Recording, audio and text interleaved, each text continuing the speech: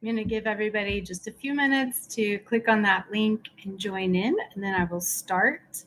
My name is Erica Messer, and um, happy to be here today and offer some really great insights on how we can retain customers, uh, foster loyalty with employees. Yeah, great. So I'm going to go ahead and get started because this will be recorded so you can share it or watch again later. Um, So again, I'm Erica Messer, and I started Wolfie's Wish because I didn't have the support that I needed, and I didn't really know where to turn when I lost my cat Wolfgang suddenly and tragically. And I worked with my family to develop some things that shared my resources and really open up this conversation to validate pet loss grief and provide solutions for it. I've learned that it doesn't matter the species of pet, whether it's a lizard or frog or horse, people grieve the same. And this also transcends cultures and languages. So it's really fascinating to study the human animal bond. There's even an organization in New York City called HABRI, which is an institute that really looks into the human animal bond and what it means, what we can do about it. So that's a great resource to look into if you're interested. But today, I really want to talk about businesses and how unsupported grief really affects businesses in any industry. It's pretty fascinating. All of this research is really new. And the CDC, which is the Center of Disease Control in Atlanta, Georgia, recently projected that 220 billion with a B dollars is what it's costing companies in the US alone for unsupported grief. And yes, that includes human loss as well. And I'm trying to get some data on strictly pet loss. Um, I also want to talk about the cost comparison of acquiring new customers or employees versus retaining existing ones. And those numbers are pretty astounding. So we'll get into that in just a few minutes. Um, and then a really interesting thing that I've developed is to build strategic partnerships with complementary businesses in order to support employees and customers. And I will give a great example of this, who I think is the pioneer of doing it in Germany. And it really is applicable to anyone, anywhere. So this is really exciting. So, first, I want to talk about supporting staff and customers within your company. Whether you're a small boarding facility or you're a large organization that's PricewaterhouseCoopers, there are strategies you can build into your HR. If you don't have HR, just in a staff meeting to look at ways that you can support the staff and customers when they're coping with pet loss. And yes, this is really niche, but it really affects everyone. Um, there's a huge statistic that 70% of people in the US alone have a pet, and likely more than one. So while you may not, you do know someone that has a pet. So, what tends to happen and why the CDC came up with this statistic and how much it's costing companies is because when I myself show up for my 9 to 5 job and I'm struggling with a traumatic loss or just this devastating loss that's really affecting me, there's a term people use called the soul pet, which is just a very strong bond with an animal. I'm not going to be productive. I'm going to be distant. I might even call in sick. So I have a petition right now for pet bereavement leave to integrate that in the policy because those people aren't going to be their best selves showing up at work anyway. So it's just one of the examples that we can all show up collectively to support these people. And that also creates a great work environment. Amy Hillis she was speaking at a conference I was at last year. She said that statistics show 65% of employees are keeping their ear to the ground looking for a better job. And we really want to shrink that number down. And here's just one little thing you can do that you probably haven't thought of that can really affect that statistic. And there are some guidelines that I can create with you too on having these conversations and strategies, because you probably don't know what that should look like and think that it's hard, or maybe you don't want to get your hands dirty, but it's actually really, really simple. And to provide resources to your staff and customers is very, very inexpensive when we look at the cost of replacing that customer or if they don't come back. And I'll go ahead and give you another statistic that 25% of pet owners say that the loss was too hard and they will not get another pet. And if we look at the holistic picture of what that means, that affects the entire pet industry, from Chewy.com with the subscription services to the local veterinarian to practitioners that maybe are doing acupuncture for the pet. The boarders, the groomers, the dog walkers are all out of business and are not getting that customer back. If they are getting them back, typically it can be 1 to 4 or 5 years before that person can adopt another pet. So let's go ahead and dive into this statistic where we look at the numbers and the costs. I think this is really fascinating and really drives this idea home, that if you right now think of your favorite staff member, employee, or your customer, your best customer, avatar, who and what is that person? And what revenue do they bring into your business every year?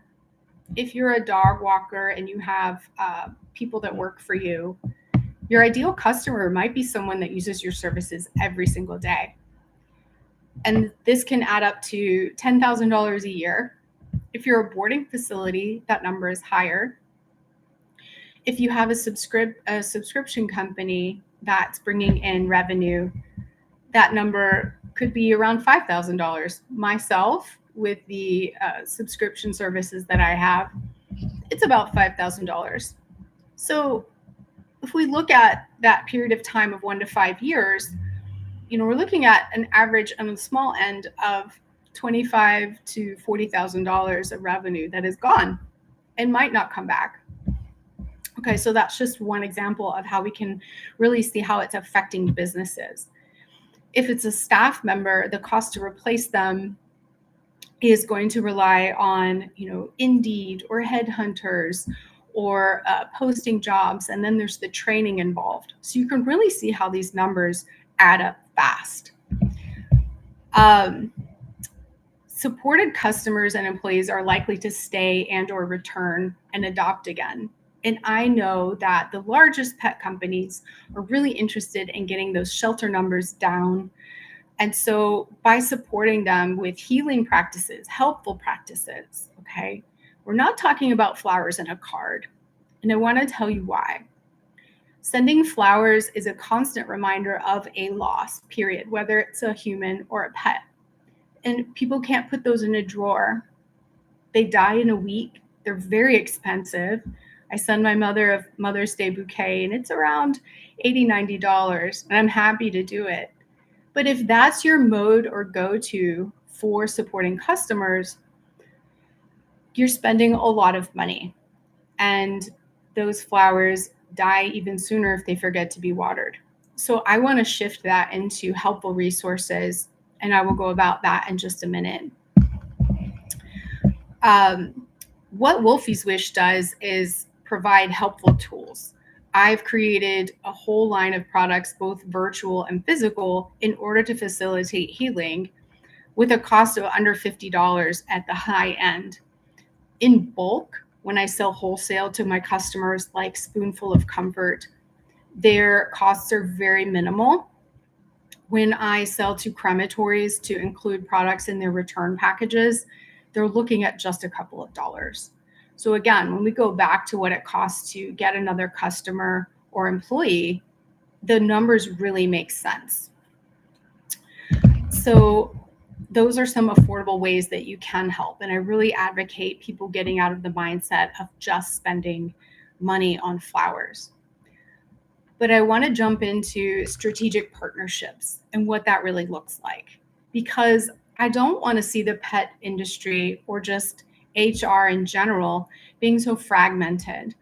And so what I do now is I work with crematories and subscription pet companies so they can offset the costs of aftercare services. And this is the example I mentioned earlier in Germany, where there's a crematory chain and a pet subscription chain that are working in tandem to support their customers. And it's a really novel idea. They're called Rosengarten and Fressnapf, and you can Google that. There was a press release last year about it. But I want to bring that to America and see and foster more of those relationships. Maybe it's the pet boarding facility, and I spoke about this in New Zealand last week, offsets some of those aftercare costs. Or what if they acquire a new customer with a puppy and they actually take an extra measure to help pay for some of the training? So there's really interesting ways that we can look at supporting customers. And in fact, another strategic partnership that I'd like to facilitate is that between a veterinarian and a crematory. They do work together to support the care of the animal. But if we go beyond that and we look at the pet parents who are responsible for all of those decisions, that is a whole different way to differentiate businesses, to establish long-term relationships. Because again, no matter the industry, we don't want to lose those customers and employees forever. And so the crematories can provide resources for the veterinarians, such as grief support for the customer. And I can talk about this more with you one-on-one. I'm just giving a quick overview because it's Friday. I want to keep this short and sweet. We're running out of time already. So I've talked a little bit about these strategic partnerships and what those can look like. I've talked about what these costs are that your business can save in order to sustain. And if you think about this example of Chewy.com, if I lose my pet and stop my subscription and I don't come back for a period of time, and then maybe one day I foster another animal, I might hear about a partner, a competitor that is offering more support in that area. And I'm probably going to go to them if I heard about it from a neighbor or family member.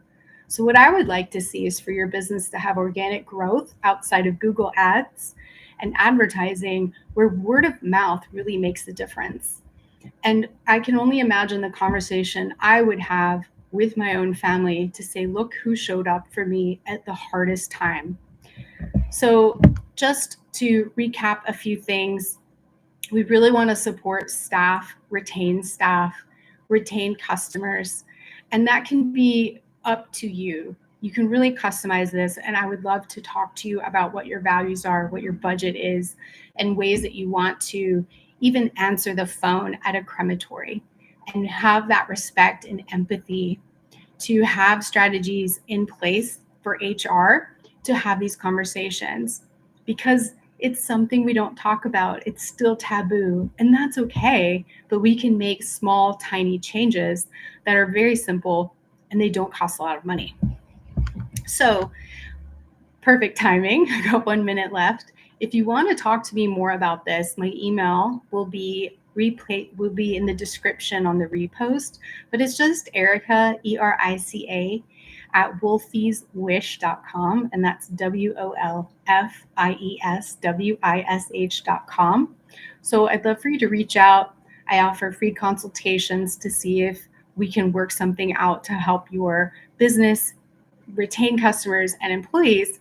But maybe you want to just go ahead and take that step to having some resources and tools on hand to support your customers. And lastly, I have to show you my favorite product, which are the Wolfie's Wish grieving cards. And I was very fortunate to be the first person to talk about grief on QVC last month and bring these to a national audience of 9 million people. So it's very exciting.